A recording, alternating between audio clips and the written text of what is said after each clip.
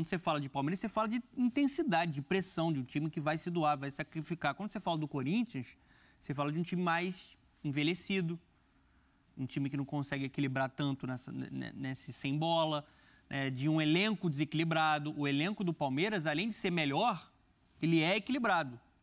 E é uma engrenagem que funciona. O time ele consegue ser constante e bom nível, mesmo quando ele é dominado. Né? Isso aconteceu, por exemplo, contra o Vasco em alguns momentos no Maracanã. Ele se recusa a perder. Ele é tão maduro no trabalho, ele é tão forte tecnicamente, taticamente, fisicamente, mentalmente, que ele consegue encontrar soluções para reagir dentro de uma partida. Então, acho que tem um favoritismo.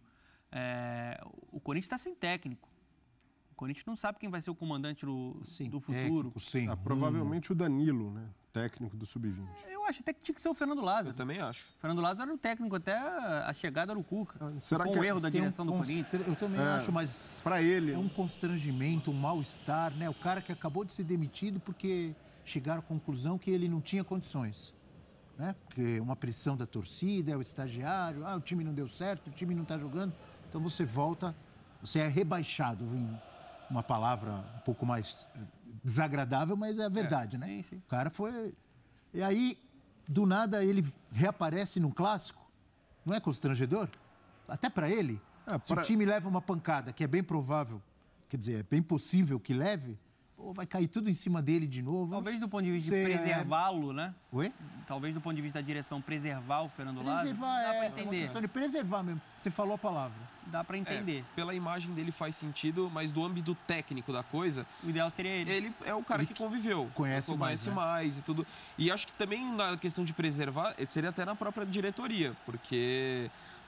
Tira o cara, já muita gente questionou quando ele foi apontado, aí tira ele, e aí ele vai ser o comandante, assim, reforça ainda mais o equívoco de tudo que a diretoria tem feito. Talvez se você colocasse o Danilo, seria a questão do fato novo, uma mudança. Mas acho que faria ainda mais sentido pelo conhecimento, pela convivência que ele teve, mas eu fico também nessa dúvida quanto a esse ponto que você levantou, que é muito pertinente.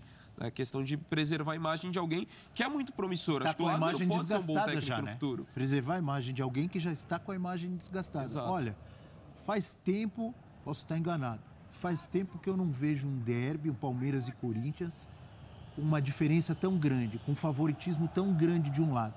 Cansamos de ver todos nós clássicos, Fla-Flu, Palmeiras e Corinthians, Grenal, Atlético e Cruzeiro, em que um time chega com favoritismo enorme numa fase melhor e acaba perdendo. Então, óbvio que pode dar Corinthians também. Essa possibilidade existe por causa da camisa do Corinthians, da rivalidade. Mas a diferença no momento, e como destacou o Donan, ela é tão grande de técnica, de entrosamento, de trabalho, de momento, de parte física, de parte mental, que o Palmeiras é favorito demais. E acho que não só dentro de campo, né, Brilha? Acho que na gestão também. Não, isso aí do nem clube, se compara. não dá nem para comparar no momento. Nem se compara. E no ano passado, o primeiro jogo do Vitor Pereira é uma goleada do Palmeiras, acho que até em Barueri, 4-0, se não me engano. 3-0. 3-0. Foi os dois gols de escanteio. Do Gomes, né? Os dois gols de escanteio quase iguais. E ali um passeio do Palmeiras, mas ali teve o contexto do jogo, que muita gente achou que o Vitor Pereira poupou, mas ele explicou, teve teste de Covid antes da partida, então aquilo ali gerou até um barulho muito grande. O Vitor Pereira não sabe que é um Palmeiras e Corinthians, mas ficou explicado. Só que antes do jogo não havia essa distância como a gente percebe agora. Havia até um certo otimismo, o Vitor Pereira começando um trabalho. Agora, de fato, é um contexto mais problemático para o Corinthians, mas tem algo que o Corinthians pode explorar. Opa! Agora eu quero ouvir. Não, mas o Palmeiras, depois que perdeu o Danilo, ainda tem uma certa instabilidade no meio.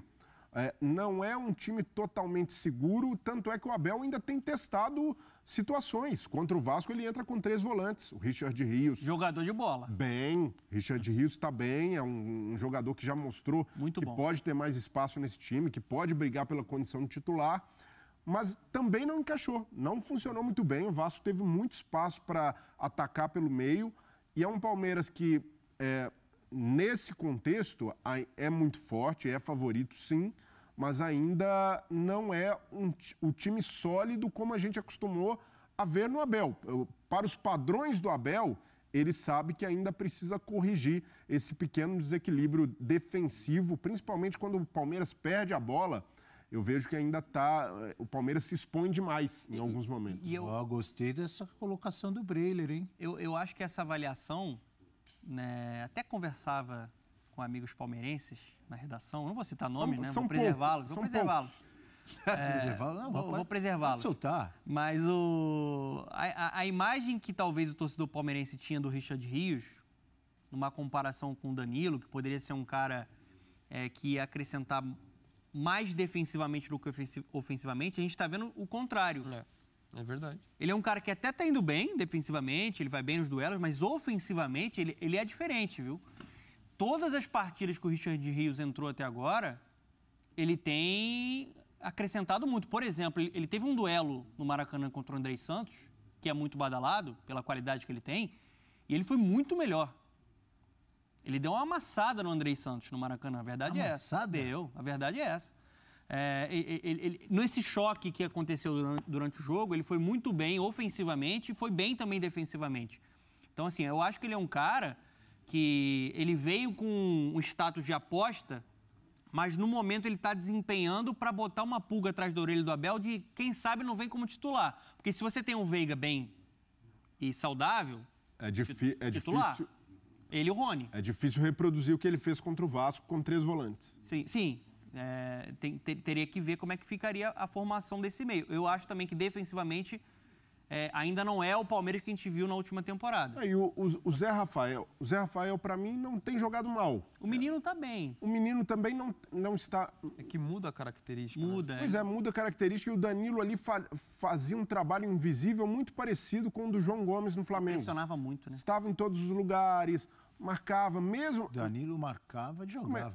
Mas o Danilo, quando sai do Palmeiras... Monstro. O Danilo já não estava no auge dele. A gente viu um Danilo melhor. Ele teve uma queda de rendimento no final, principalmente depois que foi para a seleção. Mas mesmo com essa queda, taticamente, ele era muito Eu acho que o importante. sem bola do Danilo, mesmo ele não teve a melhor versão na última temporada, que ele teve uma queda. Mas o sem bola dele, o menino acho que não consegue entregar, o Zé Rafael também não. E olha que o Zé Rafael evoluiu absurdamente. E o Richard Rios também parece que é um jogador mais ofensivo. Os três têm a qualidade, tem uma qualidade muito boa ali com a bola, mas acho que sem a bola ninguém ainda conseguiu equilibrar o time como o Danilo conseguiu. Opa, então peraí. Estou sentindo que o favoritismo que eu estou atribuindo ao Palmeiras, eu e muita gente, não é tão grande assim na cabeça de Breiler Pires. Se a gente fosse falar em porcentagem ou nas tradicionais fichas, eu estava pensando em 7 fichas para o Palmeiras e 3 para o Corinthians. Pela camisa do Corinthians, pela rivalidade. Cheguei a pensar num 8-2. Mas o Breiler falou tanto de problemas palmeirenses que eu já baixei para 7-3. Se falar dos problemas corintianos... Agora, o Breiler eu tô achando que vai vir aqui com 5-5. É que às no vezes... estilo Prats, de Muretar, um 6-4. Pode? O regulamento permite 5-5 ou tem Nas que... fichas? Normalmente não. Normalmente não, mas o Prats, ele sempre quer muretar. É um mureta. E o Breiler, ele tá falando em tantos defeitos do Palmeiras que eu já tô... Tantos defeitos? Eu citei um defeito. Cito dos Corinthians. Do Corinthians. Os defeitos do Corinthians. Não, mas eu estou no papel porque essa é a cadeira da empolgação, cadeira oficial. Quando o William Tavares sentava, e era uma empolgação, é 10-0. O William Tavares gosta. All-in. 10-0. Toda hora. Aí o Abel foi contaminado por essa empolgação, sempre ponderado, mas eu tô nessa também, 7-3, sabendo que o Corinthians... 7-3? 7-3. Favoritismo devia ter considerável, mas por ser um Palmeiras e Corinthians e por ser um Palmeiras que ainda não é 100% sólido, nenhum time é, mas a gente já viu esse Palmeiras mais seguro defensivamente. Corinthians tem espaços ali para explorar e, sobretudo, se conseguir entrar com um meio campo e um ataque mais leve. O Adson tem que jogar, gente. Adson, por exemplo. Você tem razão. Se o Corinthians tem espaços para explorar, imagina o Palmeiras para explorar no lado do Corinthians. Claro, mas não é aquele jogo que você entra totalmente derrotado. O Corinthians, por mais que não tenha um treinador, por mais que venha de uma fase complicada... tem Roger Guedes, Yuri Alberto, jogadores que, se tiverem a proximidade, conseguirem dialogar, mesmo com essa ausência muito sentida do Renato Augusto, dá para competir. Mas vocês estavam falando do Adson, continuem, porque eu já, antes de você falar, eu já assino embaixo. Tem que jogar. O Adson é o super craque, é o novo... Não é isso. Não. Mas, dentro do que o Corinthians tem, do que a gente tem observado, eu acho que ele tem que jogar. Tanto o Lázaro quanto o Cuca tentaram o Pedro, ou o Pedrinho, Barleta... Machucou, pode até... O Barleta é novo, acabou de chegar no Corinthians, mas pelo que vimos até agora, para mim, o Adson tem que jogar. Ou aberto lá na direita, ou mais centralizado. Era isso que você ia falar? Não, a melhor versão do Corinthians na temporada, né, e reforçando o que o Donk falou, né, os bons momentos que a gente viu coletivamente do Corinthians, ofensivamente, a melhora que mostrou em alguns momentos com o Lázaro, tinham o Adson. Né? O Adson, na última temporada,